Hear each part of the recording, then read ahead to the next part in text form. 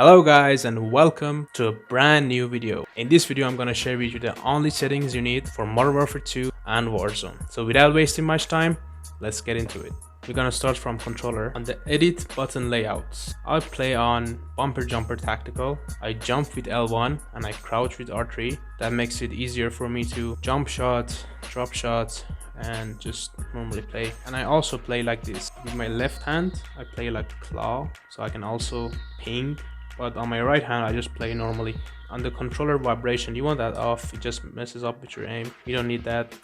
Trigger effect, it's good for campaign and those stuff, but when you want to play competitive, turn that off. And now, good old settings. There are tons of videos on YouTube about which is the right setting, which one is the best. Some people play on 2020, some people play on 4:4. A perfect sensitivity doesn't exist, but a good one does. If you go 8:8, I believe this is the best sensitivity in the game right now.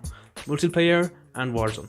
You don't really need higher than 8. Also, you don't need anything lower, so you can also track well. On ADS sensitivity multiplier, you don't want to leave it on 1. I use 0.75. That makes it ADS of 6. I'm moving around with 8, but when I'm aiming downside, my sensitivity changes to 6. That means I'll have more precise shots because now it's lower and it's easier to control, but also I can track better. Then we come down, automatic sprint, put that on automatic tactical sprint. You can also go automatic sprint, but I recommend automatic tactical sprint, especially for Warzone. Interact reload behavior, make sure to put that on prioritize interact so you don't have to hold to loot. It makes life easier. Armor plate behavior, apply all. Moving on to advanced. You obviously want target aim assist on, unless you're a crazy and good player. Aim assist type. I made a video a while ago and said precision is the best one, especially for sniping. I mean, it still is, but after all the nerfs and patches, I think the default is the best one. You don't have to change it. Default does the job. On the gyro aiming, you don't really need any of these. Just turn them off. Messes up with your aim. Aim response curve type. It's on standard automatically. Put it on dynamic. It's the best one. Some people say use linear. Some people say use dynamic. And trust me, I have used both. Dynamic is better. ADS sensitivity transition timing. I use instant, because gradual and after zoom is kind of hard for your muscle memory to get used to. Custom sensitivity per zoom. I used to have this on when I had like lower ADS sensitivity, so I had like 0.5 for my low zooms and 0.8 for high zooms, but I'll run a 0.75 ADS multiplier, so I don't need that anymore. Input dead zone. This is very important. On the left stick min, you want that all the way down. That means when you're trying to run, when you're trying to move, when you're trying to strafe, all it takes is a little touch from your left thumb and your character starts moving. If you have it on like 10 or 20, it takes more time for your stick to register that movement. However, for the right stick min, it's a whole different story. It does the same job as left stick, but you don't want that on 0. Anything between 0.2 to 0.5 is good. Also depends if your controller has stick drift. Mine doesn't. Anything between 0.2 and 0.5 is good. Left stick max, don't touch that. Right stick max, they're all good. L2 button dead zone. Okay, we explained what's dead zone. So you just want them all the way down. It makes it faster to respond. Then we come down to parachute auto deploy. You want that off. At first it's gonna be a little hard to get used to. I turned it off on Warzone 1.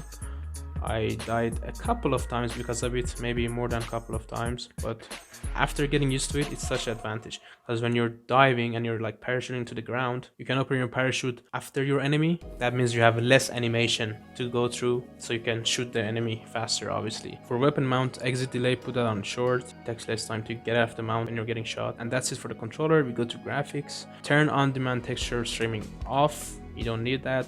I'll explain in a second. Word motion blur off, weapon motion blur off, film grain 0, depth of field off, fidelity cast, you want that on. And that's the reason we turned off on-demand texture streaming. If you turn on fidelity cast and put fidelity cast strength all the way up, it pretty much does the job of on-demand texture streaming, but it doesn't like take any of your internet. So this is the secret.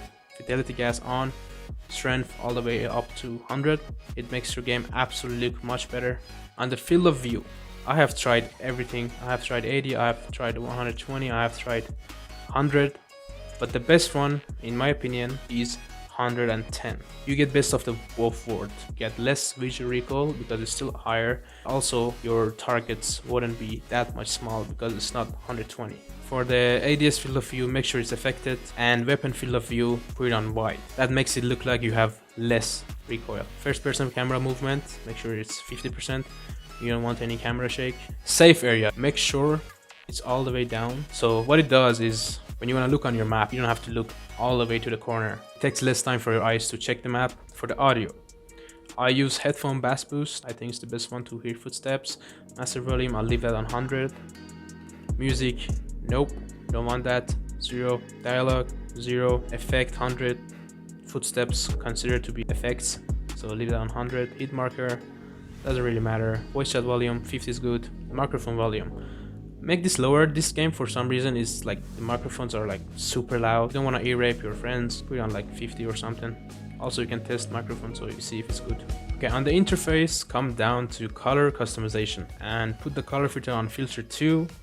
Color filter target, put it on both, and increase the intensity of the world color to 100. That makes your game look much better, trust me. Okay, that's it guys for today's video. Hopefully you learned something and you can play better with these settings. Hopefully it helps you. If you had any question about any settings or like anything, feel free to drop a comment and ask me any question you want. I'll gladly answer them. Make sure to have fun, and as always, see you in the next video.